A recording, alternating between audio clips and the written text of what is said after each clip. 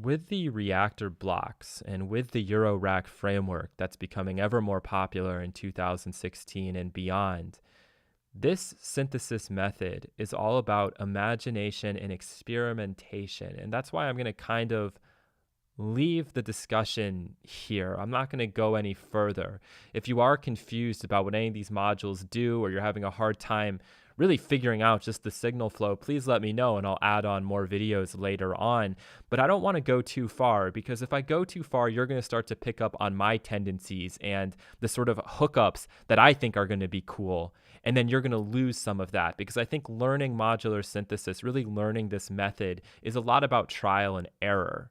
And it's also a lot about having fun and just experimenting. If I need a synth string sound, I'm not going to come in here and start with a brand new blocks and try to like create that. It's going to take me way too long. However, I might be able to go in and find a pre-built ensemble that has some great string sounds into it by looking through the snapshots.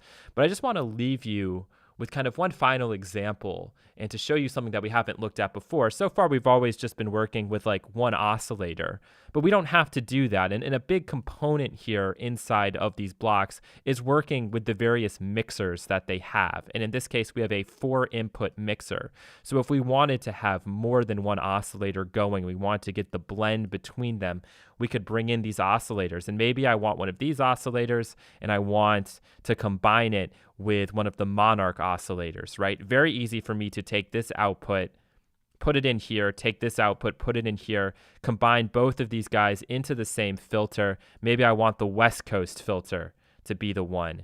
But at the same time, I could still take an additional output from this and I could run it into a filter independently. So I could go and just take the basic filter here and say, all right, let's take this output, let's bring it in here. And then again, go back up and grab another mixer, right? And then take these outputs and combine them into this mixer here, followed by a VCA, and then into our final output with effects on the end. The sky is really the limit. And at any point, if you want to replace something or plug something into this signal flow just to see how it sounds, it's so easy to do that. And if you do have the Reaktor blocks, I would recommend looking at the user library, downloading some of these packs, because they just come with some amazing blocks that do really cool things, some things that you really just can't even accomplish in your DAW.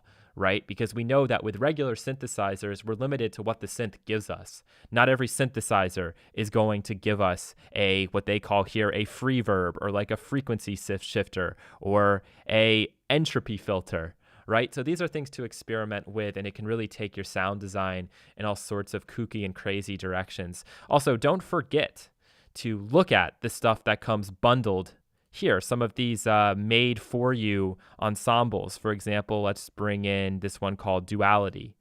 All right. I don't even know what it sounds like. I don't think I've ever opened it up. So this is going to be first for both of us. Let's see. I'm not getting any sound right now. I wonder why that is. Maybe I need the clock source to be going. Yes.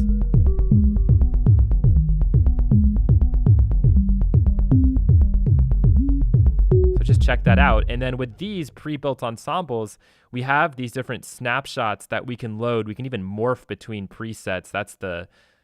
That's where you start to go into the deep end of Reaktor, but you know, another tutorial for another time.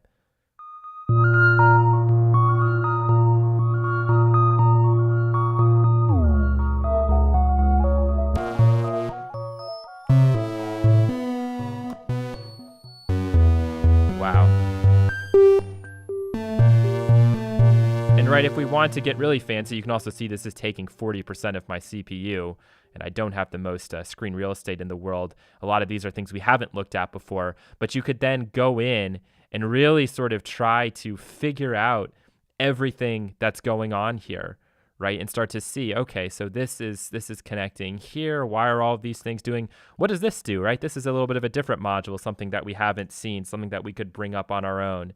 And I don't know, this is just to me what I love about sound design and this synthesis method in particular. This is the thinking man's game, but you can still be a kid at the same time, use your imagination and experiment and see what sort of sounds you're able to generate. So I hope that you've enjoyed our little look at the Reaktor blocks, and I can't wait to hear the sort of sounds and things you're able to come up with.